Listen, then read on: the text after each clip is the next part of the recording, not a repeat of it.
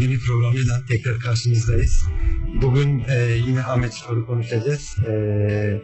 Ahmetspor As Başkanı Sayın Elif Turan, Doktor Elif Turan konuğumuz. Bildiğiniz gibi 12 Kasım'da Ahmetspor Kongre'ye gitti, yeni yönetim oluştu. Hem yeni yönetimi konuşacağız Elif Hanım'la, hem Ahmetspor'un bundan sonraki programını konuşacağız. Öncelikle hoş geldiniz Elif Hanım. Hoş buldum. İyi yayınlar. Hayırlı olsun, tebrikler diyelim. Teşekkür ediyorum. 12 Kasım'da bir kongre yaptınız. Yönetim değişti. Aslında yönetim %80'i değişti değil mi? Önceki yönetimde yer alan, siz de dahil olmak üzere bazı arkadaşlar kaldı. 80 arasında 12-13 arkadaş, 13 arkadaş eski yönetimden, yani neredeyse Evet. devam ediyor aslında. Evet, başkan değişti. Burç Bey yeni başkan. Biz Burç Bey ile Burç Baysal'dan 2 hafta önce program yapmıştık. O zaman tabii kendisi Yüksek İstişare Kurulu Başkanlığıydı. O kongre sürecini konuşmuştuk. Yine Ahmetspor'un sorunlarını konuşmuştuk. Biz öncelikle seçildikten sonra görev dağılımı da oldu yönetimde. Siz as başkan olarak seçildiniz. Bir kadın olarak.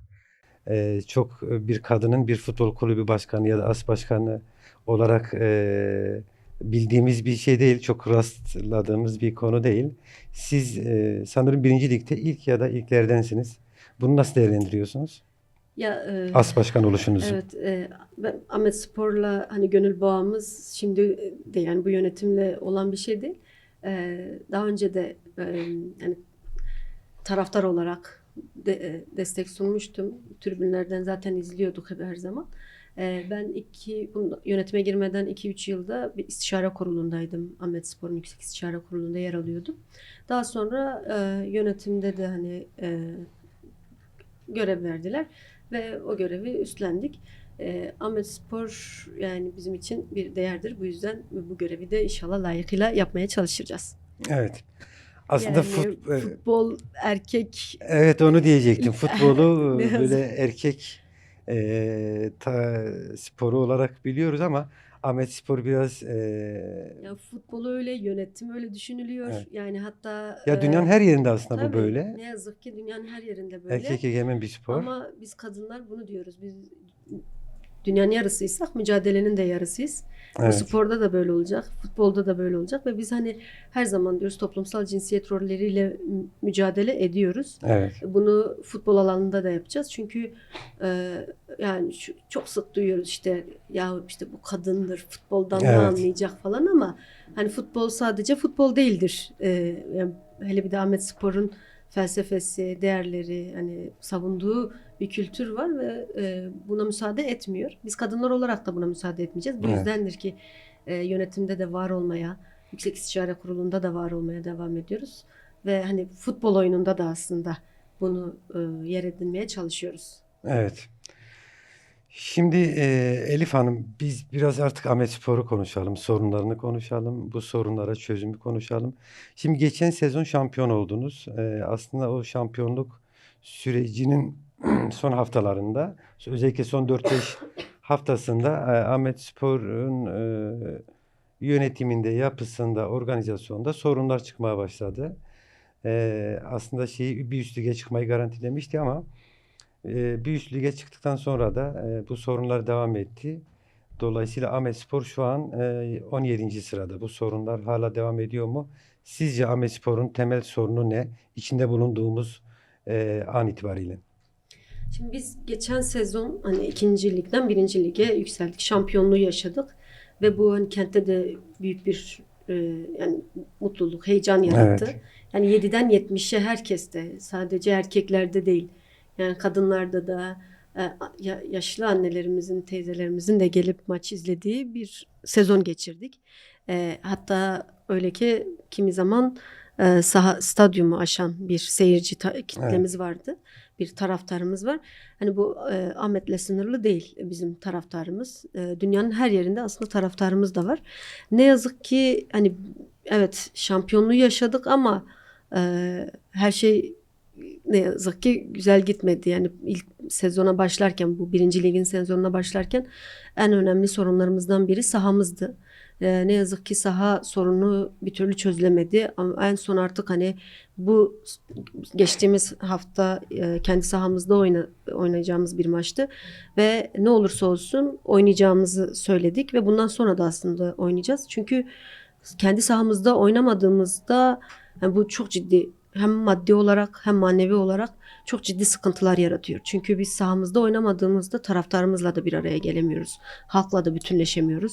Ve bu ister istemez kimi sıkıntılara sebebiyet veriyor. Ya dikkat ettiyseniz bizim evet deplasmanda oynadığımız maçlarda da yenildik ama kendi iç sahamızda oynayacağımız maçlarda aslında hep e, Dışarıda mağlubiyet. oynadınız. Evet. Dışarıda oynadık çünkü her hafta aslında deplasmana gider gibi Evet. gittik. Çünkü taraftar gelip yani takımımız gelip daha yani işte aslında iç sahada oynayacağız ama deplasmana gidiyoruz. Geliyoruz evimize daha antrenmana bir başlıyoruz. Daha ısınmadan tekrar bir yolculuk Evet.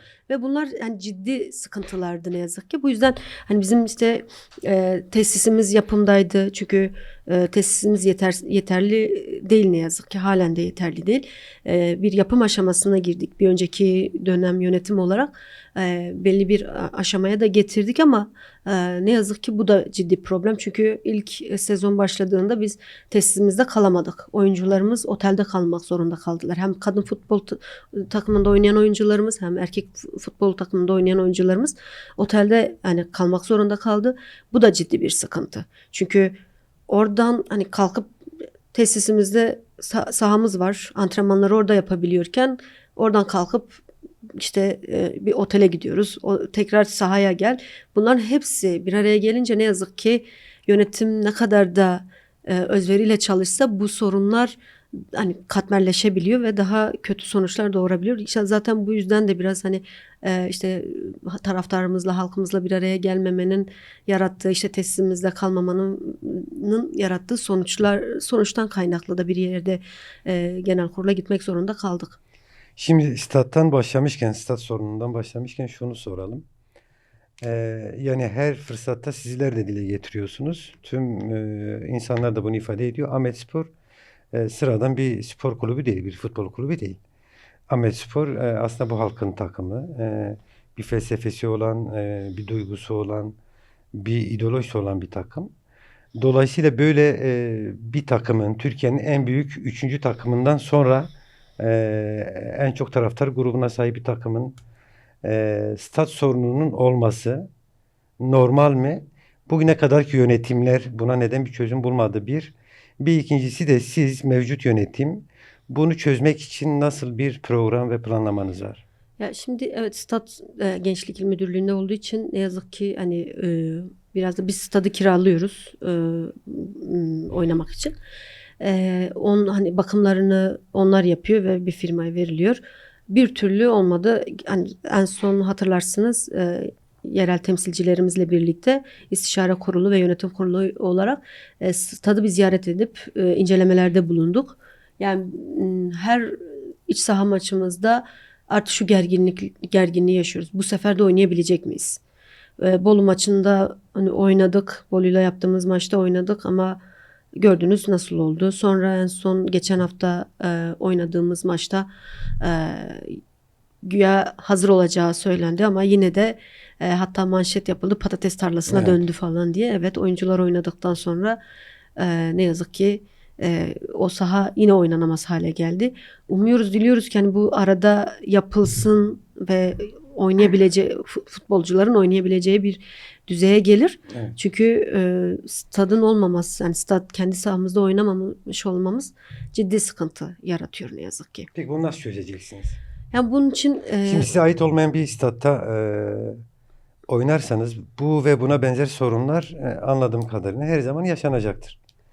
Size köklü bir çözüm lazım. Nasıl bir program var yani önünüzde stada dair? stat yapmak biraz külfetli bir iş Evet. ne yazık ki. Tabii ama biz şu an elimizde olan tek bir stadımız var ne yazık ki Ahmet'te ve o statta oynamak zorundayız. Biz de o stadın çözülmesi, yani stat sorunun çözülmesi için yetkililerle birlikte hani bastırmaya çalışıyoruz açıkçası bu sorunu hızlıca çözmek için. Ama hani yeni bir stat biliyorsunuz ki yapma imkanı biraz zor. Bu durumda. Yani imkansız mı? Yani belki kısa vadede değil de Ya uzun tabii, vadede bile bir şöyle, ben programınız şu an var mı? şu an için diyorum ama uzun vadede tabii öyle o çalışmalarımız var yani, neden olmasın? Kendi sahamızın olacağı günler içinde uğraşıyoruz, çabalıyoruz tabii. Ya şimdi birincilik takımları için, Süper Lig takımları için stat önemli bir sorun. Ondan dolayı ısrarla bir şey duymak istiyorum sizden. Çünkü bu sene birinci ligdesiniz. Kendinize ait bir stadınız yok. Bu aslında bir problem. Tabii. Seneye ya da bir sonraki seneye Ya bu bir sene, Süper iki Lig'e senede çıktınız. Yine hep kendinize ait olmayan bir statta oynarsanız bu sorunları ya yine stat yaşayacaksınız. bir sene, iki senede çözülecek bir mevzu değil Evet. yani. Çünkü şu an işte mevcut ancak elimizde olan imkanları kullanmak zorundayız. Bunun için daha hani böyle kısa vadeli değil, orta ve ileri vadeli planlar gerekiyor. Yani bunun için uğraşıyoruz. Evet. Peki. Ee, biraz kadın takımını konuşalım. O Ahmetspor kadın takımının da erkek takımı gibi böyle gidişatı pek iyi değil. 10. sırada bulunduğu ligde 10. sırada. Onu nasıl değerlendiriyorsunuz? Siz onu yakından takip ediyorsunuz, yakından ilgileniyorsunuz. Evet, tabii bir kadın olarak kadın futbol takımını daha özveriyle takip ediyorum. Şimdi kadın futbolu ne yazık ki ilgi gören bir spor değil. Evet. Yani program başında da bahsettik ya, işte futbol daha çok erkek takımı üzerinden gidiyor. Ne yazık ki ne kadar desek de işte Ahmetspor evet bununla mücadele ediyor ama taraftarımız da kentteki dinamikler de daha çok erkek takımı üzerinden Evet. ilgileniyor ve hani ilgisini erkek takımına, hatta erkek takımına ben mesela hep söyleniyor A takımı deniliyor. Yani dünyanın her yerinde bu böyle. Erkek futbol takımına A takımı denilir. Hatta şu an kadın futbol takımı amatör lig olarak geçiyor. Biz kadın takımı olarak Süper Lig'deyiz.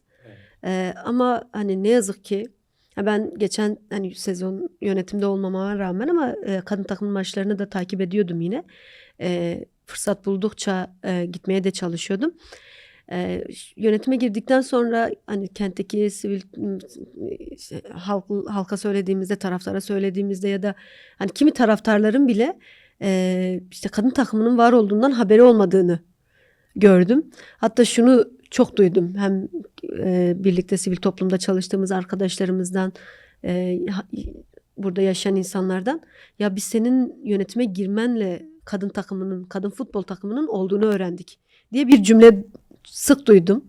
Ya bu biraz hani üzücü yani benim açımdan, ben bunu duyduğumda, çünkü evet biz Ahmetspor diyoruz ama Ahmetspor'un bünyesinde olan bir kadın takımının hele bir de bu kadar hani kadın mücadelesini önceleyen bir kentte, Ahmet gibi bir yerde kadın futbol takımına yeterince ilgi yok ne yazık ki. Evet.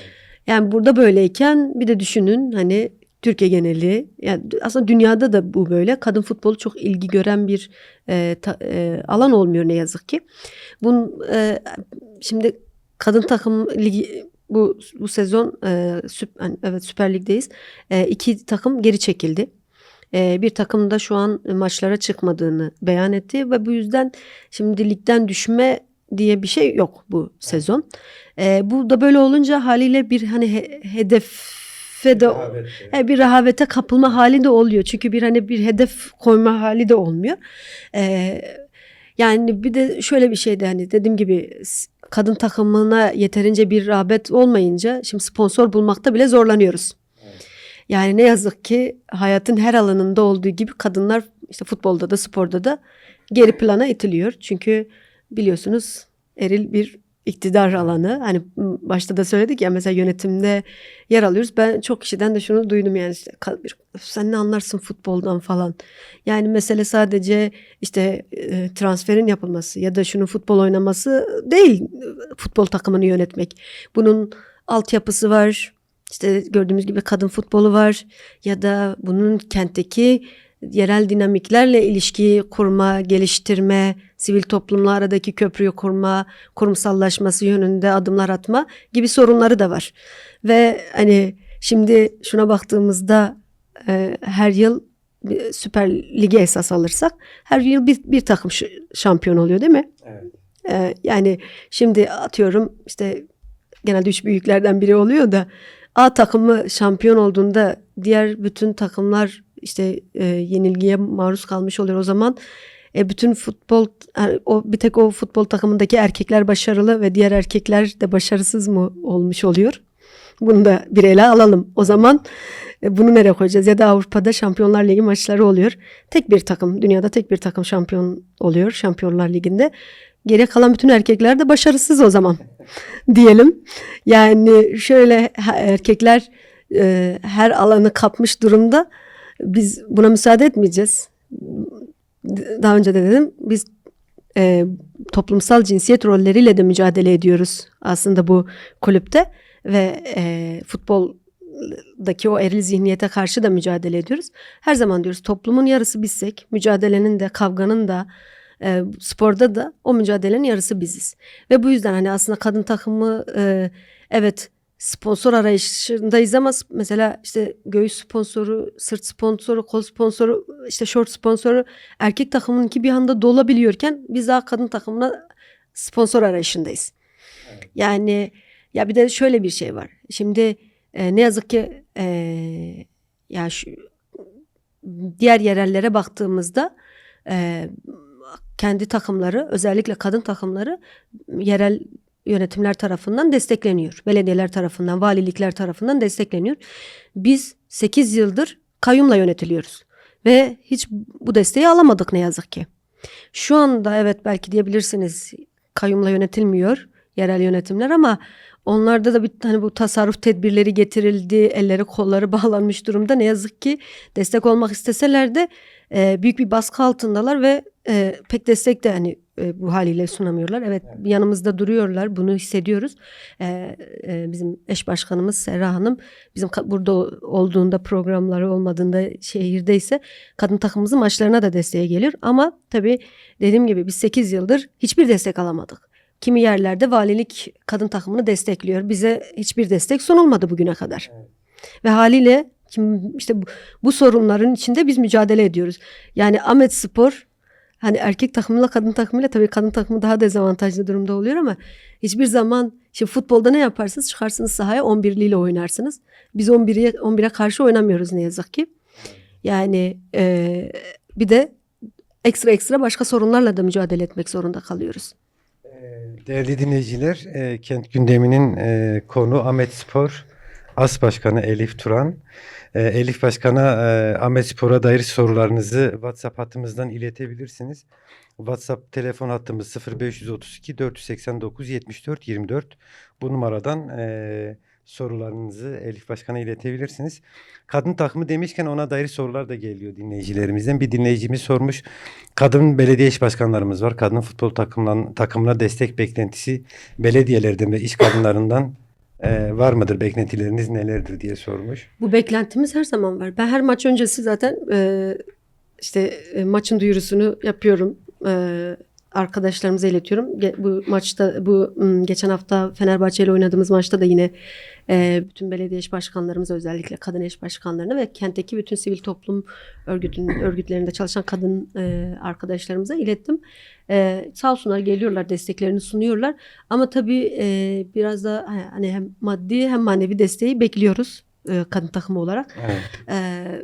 Çünkü kadın takımı ne yazık ki yani kadınlar her zaman dezavantajlı olduğu için yani erkek futbolu çok gündem oluyor ama kadın futbolu gündem evet, olmuyor. Daha popüler ama hani tabii Ahmetspor hani biraz daha hani farklı bir futbol kulübü, bir futbol hani kulübü olarak da bakmıyoruz. Evet. Bu yüzden hani taraftarımız da desteğini sunmaya çalışıyor ama tabii erkek takımına sunulan destek kadar olmuyor. Ben buradan da yine söyleyeyim bu soruyu vesilesiyle yani bütün yerel dinamiklerimizden hem sivil toplum hem halkın seçtiği temsilcilerden yani idari makamlardan da yani bu sadece işte belediye ile ya da sivil toplumla sınırlı değil. Dediğim gibi kimi yerlerde valilik sınırsız destek sunuyor kadın takımına. Biz her kurumdan desteği bekliyoruz. Bir dinleyicimiz daha sormuş. Yine kadın futbol takımıyla ilgili. Elif hocam başarılar diliyorum. Ahmet Diyar golleri sayfasında Instagram'da yazıyorum. Ayrıca Maşkolik bu arada reklamını da yaptı arkadaşımız. Ayda Maşkolik Diyarbakır muhabiri olarak görev yapıyorum. Bütün kongre sürecini ve Ahmetspor'un Ahmetspor'u yaklaşık 20 yıldır takip eden biri olarak kadın futbolu takımına olabilecek desteklerini sormak istiyorum. Biliyorsunuz kadın futbolu Süper Lig'de oynuyor ve şampiyon olma durumunda Kadın Avrupa Şampiyonlar Ligi ön eleme maçlarına katılabilecek. Bu doğrultuda Ahmetspor'un böyle bir başarı elde etmesi anlamında Ahmetspor'un Avrupa'da temsiliyeti ve oluşabilecek reklam anlamında ne düşünüyorlar ve böyle bir hedefleri var mıdır diye sormuş. Süper Lig'de oynuyorsunuz diyor ki şampiyon olmanız durumunda Avrupa kupalarına da katılacaksınız. Tabii Avrupa gitmeniz yine reklam, sponsor alanında da bir şeyler yapmanız gerekiyor. Dinleyicimiz de onu soruyor. Ya tabii Buna dair nedir? tabii isteriz yani hedefimiz yani isteriz ki böyle bir başarımız olsun. Tabii ama saydığım bu dezavantajlı durumlar arasında biraz zor da görünüyor ama tabii biz yine buna rağmen yani mücadelemizi sürdürüyoruz. Bu anlamda çalışmalarımızı da yürütüyoruz. Yani tabii bunun için topyekün bir destek de gerekiyor. Yani hem dediğim gibi yerel dinamiklerden, idari makamlardan, özellikle taraftardan. Yani şöyle mesela biz geçen deplasmana gittik İstanbul'a. Orada taraftarın gelip bizi desteklemesi bizi motive etti. Hani yenilmemize rağmen taraftarın gelip işte ya siz yenilseniz de biz her yerde size destek sunacağız demesi büyük bir motivasyon aslında bizim için. Evet hani belki yenildik o deplasmanda ama bu bizi daha motive ediyor. Tabii gönül istiyor Avrupa'da temsil edelim. Ama temsil etmesek de bunu biliyoruz. Avrupa'da bizim dostlarımız var, taraftarımız var. Bize desteklerini sunmaya devam edeceklerdir. Reklamlarımızı yapacaklardır. Peki. Elif Hanım şunu soralım. Son birkaç aydır hep diyoruz ya bir moral motivasyon sorunu var takımda. Yönetimde zaten sıkıntılar var. Bunları çokça konuştuk. Daha önce Burç Bey'le de konuştuk. Ancak şimdi yeni yönetim, yeni bir moral motivasyon süreci başladı. Yeni yönetim futbolcular üzerinde nasıl bir etki oluşturdu? Biraz daha böyle bir pozitif bir hava oluştu mu kulüpte? Özellikle futbolcular üzerinde. Ya şöyle tabii hani her değişimin iyi olmasını Evet. umut ediyoruz. Hani bu yüzden hani değişim kararı da aldık. Ya futbolcularda da hani bir motivasyon kaybı yok. En azından yönetimin değişmesiyle ilgili antrenmanlarda gözlemlediğim kadarıyla antrenmanlarına devam ediyorlar ve moralleri gayet yerinde.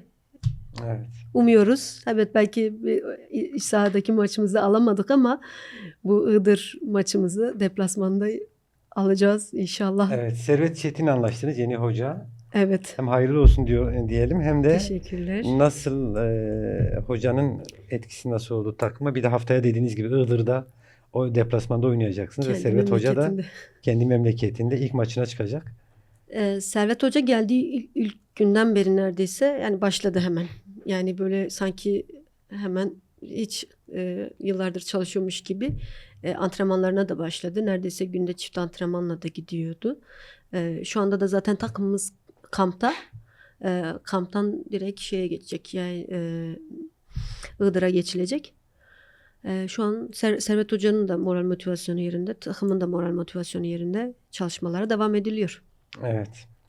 Bir dinleyicimiz sormuş. Kulüp olarak Ahmetspor'un sürdürülebilir bir ekonomi politikası var mı? Yoksa sürekli bağış ve desteklere gebe bir hale mahkum mu bırakılacak diye sormuş. Bu aslında eleştiri de içeren bir soru. Ya evet şu an biliyorsunuz mevcut bir ekonomik kriz var. Evet. Yani hani rakamların enflasyon oranının gizlendiği bir dönem ve hepimiz etkilenmiş durumdayız. Tabii haliyle biz Ahmetspor olarak da etkileniyoruz.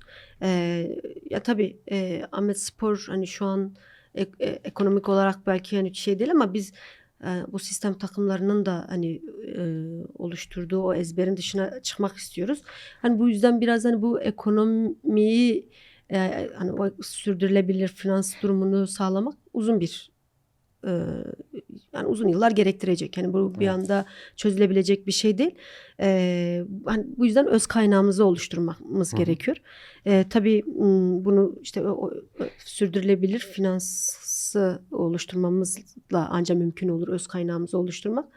Ya bu tabii bunun içinde bir çaba içerisindeyiz. Yani yoksa hani tabii şu an evet sponsorlarla işte reklamlarla gidiyor ama bunun da hani daha sürdürülebilir olması için elimizden gelen çabayı sürdürüyoruz. Tabii bunun içinde dediğim gibi yine sivil toplumdan, sivil toplum örgütleri, kentteki yerel dinamiklerden, halkın seçtiği temsilcilerle birlikte başaracağız. Önümüze bir yol haritası koymuşuz. Şimdi şöyle, mesela Ahmetspor böyle kuruluş felsefesi itibariyle baktığımızda işte bir Katalanların Barcelona'sına, işte Baskların Atletico Bilbao'suna benziyor.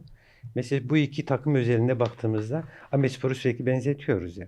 Hı. Bu iki takım özelinde baktığımızda İspanya'da La Liga'ya çıktıkları sanırım 1929'dan beri La Liga'ya çıkmışlar ve onların birinci ligi ya da Süper Ligi diyelim. Süper Lig'e çıktıktan bugüne hiç bir daha bir alt lige düşmemişler bu iki takım. Bunun sebebi şu, genelde kendi öz kaynaklarını kendileri oluşturmuşlar. Altyapılarını kendileri oluşturmuş. Çok ciddi altyapıya yatırımları var. Şimdi Ahmetspor'da diyoruz ya bu iki takıma benzetiyoruz ama böyle kendi öz kaynak, öz sermayesini, öz gücünü oluşturamıyor. Deminki soru da aslında biraz buna dair bir eleştiriydi. Hep böyle işte bağışlar, destekler falan. Ama oysa Ahmetspor yeni değil. Aslında çok eski bir kulüp ama Ahmetspor olarak 2011'den beri sanırım Ahmetspor olarak var. Fakat 13-14 yıldır Hı. kendi böyle öz kaynağını oluşturamamış bir Ahmetspor var. Bu biraz sizin mali yapınıza ilişkin de bir özeti ortaya koyuyor. Buna dair yeni yönetim olarak plan ve programınız neler? Ya tabii hani böyle hep işte Barcelona işte ne bileyim Bask onları örnek gösteriyorlar hani hepimiz aslında onu örnek gösteriyoruz belki ama her yörenin, her coğrafyanın, her kültürün kendine ait özellikleri var. Yani bunları da göz ardı etmememiz gerekiyor. Şimdi başta da söyledim ya mesela Ahmetspor hani keşke biz sadece 11'liye karşı oynasaydık. Yani ne yazık ki ya biliyorsunuz yıllarca bizim taraftar yasağımız vardı. Deplasmanda taraftar yasağımız vardı. Ya da işte hani böyle kimi zaman hakemlerin bile işte o tutumlarıyla karşılaştık. Hoş olmayan tutumlarıyla da karşılaştık. Bu yüzden ya da hiçbir yerel dinamikten destek almadık. Mesela bir önceki konuşmamda da bahsettim. Biz bundan önce amatör ligdeydik. Amatör ligi aslında kentteki işte yerel yönetimlerin destek sunması gerekiyor. Ama biz hiçbir o desteği alamadık. Hep kendi özgücümüzle, taraftarın ve halkın desteğiyle götürmeye çalıştık. Ama tabii hani bunu yaparken bir yandan futbol biliyorsunuz biraz da maliyetli bir iş.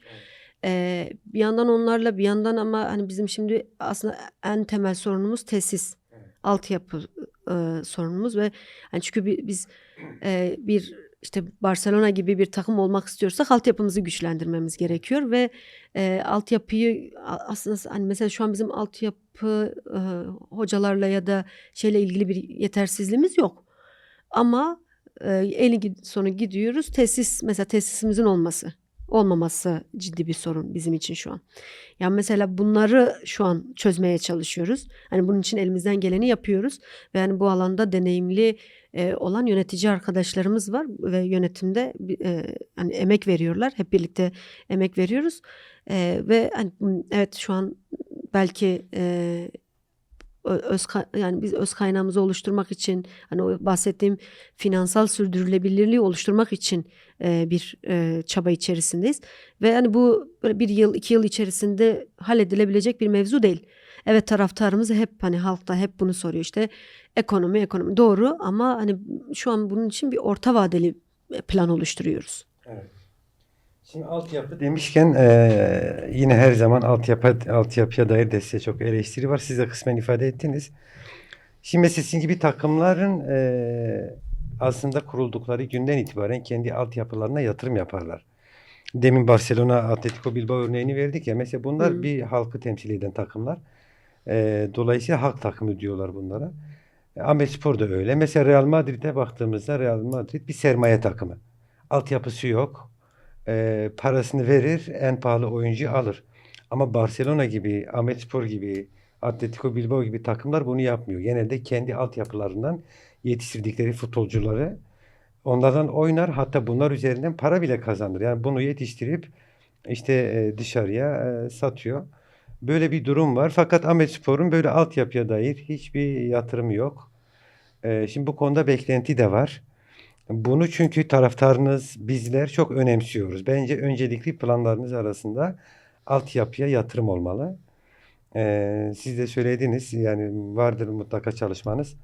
Ama bir an şunu da gördük, dışarıdan futbol takımları gelip Diyarbakır'dan çocuklar, yetenekli çocukları alıp götürüyorlar. Birinci Lig'den, Süper Lig'den takımlar sürekli gelir Diyarbakır'a. Genç yetenekli çocukları alır götürür, yetiştirirler kendi altyapılarında. Ama Ahmetspor böyle bir şey yapmıyor. Ya Ya yapıyor da yapmıyor aslında diyemeyelim de. yapıyor da kendisine yetecek kadar ya da beklentilere Ya cevap şimdi verecek kadar şöyle yapmıyor. bir şey vardı. Başta da söyledim. Aslında hani biraz teknik yani sorunlar biraz daha şimdi bizim altyapı için bir tesisimiz olmalı ve hani şu an bir tesisimizin olmaması ciddi bir problem ne yazık ki. Çünkü sadece işte Ahmet'ten yani şahs değil işte çevre illerden de gelip oynamak isteyen Evet. çok fazla çocuğumuz var. Yani ben de belki günde sayısız telefon alıyorum, işte şöyle bir çocuk var, onu alalım. Çok da iyi futbol oynuyor ama ne yazık ki bizim bir tesisimizin, altyapı için bir tesisimizin olmaması bir yerde de elimizi kolumuzu bağlayabiliyor. Evet. Yani ben bir hekim olarak hani söyleyeyim, mesela sağlıklı olma hali dediğimizde hani bir iyilik hali sağlamamız için işte sadece hani işte ilaç vereyim, şey yapayım, seni tedavi edeyim değil. İşte bir sosyal çevrenin de iyilik hali gerekiyor. O politik çevrenin de iyilik hali gerekiyor. Şimdi biz hani altyapıyı yani hakikaten belki yani taraftar bu hissetmedi mi, taraftar halkımız bunu yeterince hissetmedi mi bilmiyorum ama en önem verdiğimiz yer altyapı. Yani çünkü altyapı bizim geleceğimiz. Evet. Yani bizim çocuklarımız, bu halkın evlatları yetişecek ve gelecek yarın öbür gün bizim takımımızda O zaman oynayacak. öncelikli programınızda, Öncelikli, planlamanızda bu da var. tabii, öncelikli programımızda altyapı var. Evet. Ama ne yazık ki yine en sonu geliyoruz. İşte tesisimizin, altyapı için tesisimizin olmaması ciddi problem. Evet. Buradan da yetkililere yine sesleneyim. Bunun için en azından bize destek sunulursa iyi olur. Yoksa bizim hani teknik ekiple ilgili bir sorun yok, biliyorsunuz. Evet. Mesela Nurettin Şiro hocamız hani yıllardır bu alanda çalışıyor ve emek veriyor. Hakikaten ben emeklerine sağlık diyeyim. Hatta bu bir önceki maçımızda hatırlarsanız teknik ekibimiz değiştiğinde A takımında Nurettin Şiro Hoca ve ekibi A takımını çalıştırmıştı ve maçta destek olmuştu. Evet. Yani bu yüzden bizim hani altyapının bizim geleceğimiz olduğunun farkındayız ve bunun için de yani çalışmamızı sürdürüyoruz. Çünkü tesis olmadığında bir barınma sağlanmamız gerekiyor bu çocuklara. Anca biz şu an merkezdeki gençlerle çalışmak zorunda kalıyoruz. Çünkü ya, ilçelerden bile getirdiğimizde işte onun barınması, sağlıklı beslenmesi gerekiyor bu çocukların. Tesis olmayınca bunları da sağlayamıyoruz. Evet. Ya taraftarımız bu konuda müşteri olsun. Bu bizim önceliğimiz. Yani Evet. bu alanda deneyimli olan mesela yöneticilerimiz var. Hani bizim Hadi Hoca var yönetimde. 10-15 yıldır bununla ilgileniyor ve yani biz bunu önemsediğimiz için aslında onunla da çalışıyoruz Evet. şu an. Şimdi çok zamanımız da kalmadı. Aslında Ahmetspor'u elbette biz bir saatte sığdıramayız, sorunlarını, hedeflerini ya da Ahmetspor başarılarını. bir takımdan ötesi. Evet, belki bu söz Barcelona ile özdeşleşmiş olabilir ama Evet, aslında bir tam da takımdan öteyiz. Ahmetspor için de kullanabiliriz. Gerçekten bir takımdan ötesi. Evet. Bir dinleyicimiz sormuş, kolay gelsin. Ben orijinal Ahmetsporlu İlhan Güntaş. Elif hocama sorum olacak. Altyapı çalışmaları ne durumda? Özellikle ilçeler ve uzak köylere ulaşmak konusunda bir çalışma olacak mı? Altyapıya dair genel olarak konuştuk. Konuştuk. Dinleyicimiz de şeyi soruyor. Uzak köylere, oradaki yetenekli çocuklara ulaşmak konusunda mutlaka altyapı çalışması Ya başlatırsanız aslında aslında bizim daha ulaşmamıza kapsamlı. bile gerek kalmıyor. Zaten İnsanlar insanlar bize evet, ulaşıyor. Ya hani tabii istiyoruz hani gidelim görelim ama dediğim gibi öncelikle bizim bu tesis sorununu çözmemiz gerekiyor. Yani daha önce kadın takımı için bile hani tesis sorunumuz vardı. Bu sene mesela kadın takımı için de çözdük en azından. Yani altyapı için de bunu çözmek için e, var gücümüzle çalışıyoruz. evet. Yani bu konuda taraftar müsterih olsun ve biz de dediğim gibi bütün hem sivil toplumdan hem yerel dinamiklerden halkın seçtiği temsilcilerden destek bekliyoruz. Evet. Dinleyicimiz sormuş. Elif hocam selamlar, ben Selvi. Bir kadın olarak daha rahat ve hiçbir baskı altında olmadan Ahmetspor maçlarını ve çalışmalarını izlemek istiyoruz. Tribünlerdeki küfür, argo ve kötü hareketler oluyor. Kadınlar olarak bu durumdan rahatsızız. Bununla ilgili neler yapabilirsiniz diye sormuş. Çok haklı bir Ya aslında şöyle serzeniş ve bir talep. belki hani Ahmet'in hani ruhundan her kentin bir ruhu vardır ya şimdi Ahmet'in de bir ruhu var.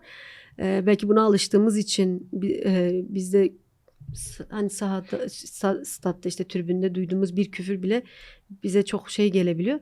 Ama ben daha önce deplasmanlara da gittim. Orada tribünde işittiklerimi duyduktan sonra yani Ahmetspor taraftarı gerçekten yani dünyada eşi benzeri olmayan bir taraftar grubu. Hani bu anlamda da taraftarımıza teşekkür ediyorum. Özellikle hani Mor Barikat, Mor Tribün, yani Evet. Taraftarlar Derneği'nin oluşturduğu Mor Tribün'e de teşekkür ediyorum. Çünkü hani o hep tribünde duyduğumuz o cinsiyetçi dil ve eril dile karşı çıkıyorlar. Ya mesela ben işte dediğim gibi biz bir önceki maçta deplasmana gitmiştik. Kadın takımın deplasmanıydı Galatasaray'la. Taraftarımız geldi ve yan tarafta bize sayısız yani cinsiyetçi küfürler ve bizim taraftar işte şöyle bir slogan atacak. Gençler vur kır parçala bu maçı al. İşte orada mor tribündeki mor barikattaki arkadaşlar şey diyor. Şiddet içeren hiçbir Kırmak şey yok. yok. Şiddet içeren hiçbir şey yok. Ben işte orada şey dedim yani işte bizim taraftarımız bu. Evet. Yani evet bazen ya mesela ben tribünden izlediğimde de yani sadece yönetime girdiğim için değil ben yıllardır Ahmetspor'u tribünlerden destekliyoruz zaten. Yani genelde taraftarımız mesela hani spontane bir şey yaptığında bile diğeri tarafından uyarıldığını da gördüm. Tabii bunun için biz kadınlar yine söylüyorum bu tribünleri terk etmememiz gerekiyor. Bizlere de büyük sorumluluk düşüyor. Hani Selvi Hanım şimdi söyledi ama bizlerin de orada olup hani kadın taraftarların var olduğuna da alışmaları ve o cinsiyetçi dilden, eril dilden de uzak bir tribün yaratmak da bize düşüyor aslında. Biz Evet. kadınlara da düşüyor. Ne yazık ki mücadele edeceğiz. Tabii dediğim gibi yani çünkü daha önce gittiğim deplasmanlarda 1000-2000 kişinin geldiği ve aynı anda işte böyle cinsiyetçi küfürlerin atıldığı şeyler de tribünlerde gördüm. Ama 30.000 taraftarın gelip tek bir ağızdan sadece taraftarını desteklediği tek bir yerdir herhalde Ahmetspor. Evet. Son bir iki soru. Devre arasında az kaldı. Devre arasında yeni transferler yapacak mısınız? Mevcut takım yeterli mi? Ya tabii hani bunun için bir ekip oluşturduk. Futbol şube sorumlusu arkadaşlarımız var. Bununla ilgilenecekler. İhtiyaç halinde tabii transferlerimiz de olur. Evet. Bu devre arasında şey vardı. Balog da onun gideceği konuşuluyor. O doğru mu? Yani şu an öyle bir şey yok. Asobalog'la. Evet, En yok değil azından. mi? Peki. Son olarak şunu soralım. Şimdi son birkaç aydır sizin taraftarlar ile kulüp arasında, kulüp yönetimi arasında bir soğukluk var, bir durgunluk var, bir tepki var.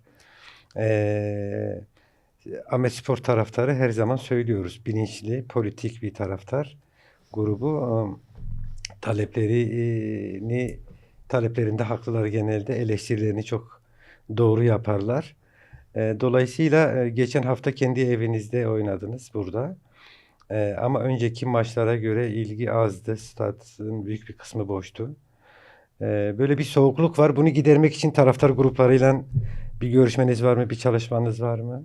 Ya aslında hani biz her yönetim taraftarlarla hani hatta bizim taraftardan sorumlu. Taraftarın gönlünü almanız gerekiyor. Ya şöyle belki olabilir hani kişisel hani bazı kişilere karşı taraftarın şeyi olabilir. Ama hani Ahmetspor taraftarı hep diyoruz bilinçli bir taraftardır. Yani hani o farkındalık bilinci yüksek olan bir taraftar. Yani şimdi az önce de bahsettim.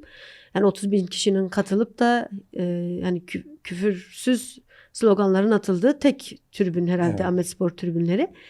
Ya evet yani şimdi bazen bazı kişilere karşı belki şeyimiz olmuş olabilir ama taraftar şunun bilincindedir. Yani var olan Ahmetspor'dur. Yani kişiler gelip geçici olabilir.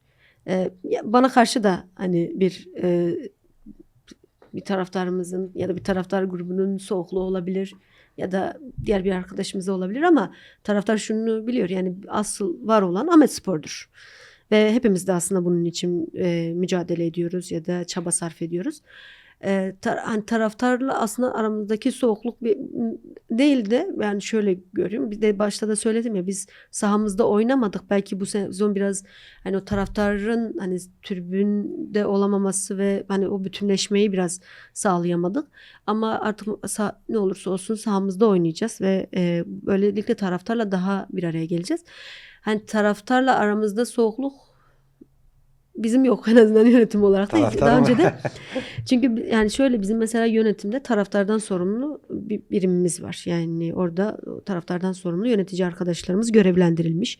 Tabii her bir arkadaşımız o sorumluluk bilinciyle hareket ediyor. Çünkü yani biz geçen hafta taraftarımız geldi. Futbolcularımız antrenman yapıyorken ziyaret ettiler. Futbolcularımıza moral motivasyon verdi. Hatta Servet Çetin de geldiğinde bir hoş geldin ziyareti gerçekleştirdiler. Yani taraftarımızla aslında bence aramızda bir soğukluk yok. Yani evet ara ara belki şey olabilir ama taraftarımızın haklı eleştirilerini her zaman dinliyoruz ve ona yönelik hem öz eleştirimizi veririz hem de kendimizi geliştirmek için de çaba sarf ederiz tabii. Ama şunu biliyoruz, taraftar da biliyor. Var yani asıl olan Ahmetspor'dur bizim için. Yani kişilere takılmamak gerekiyor. Programın sonuna geldik. Eklemek istediğiniz başka bir şey var mı? Son olarak Ahmetspor taraftarına neler söyleyeceksiniz? Ahmetspor taraftarına ben zaten konuşmamda da söyledim. Bilinçli bir taraftar. Ben hani tabii erkek takımına destek sunuluyor, taraftar geliyor ama kadın takımına da kadın takımın maçları da özellikle hani evimizde oynadığımız maçlara bekliyorum.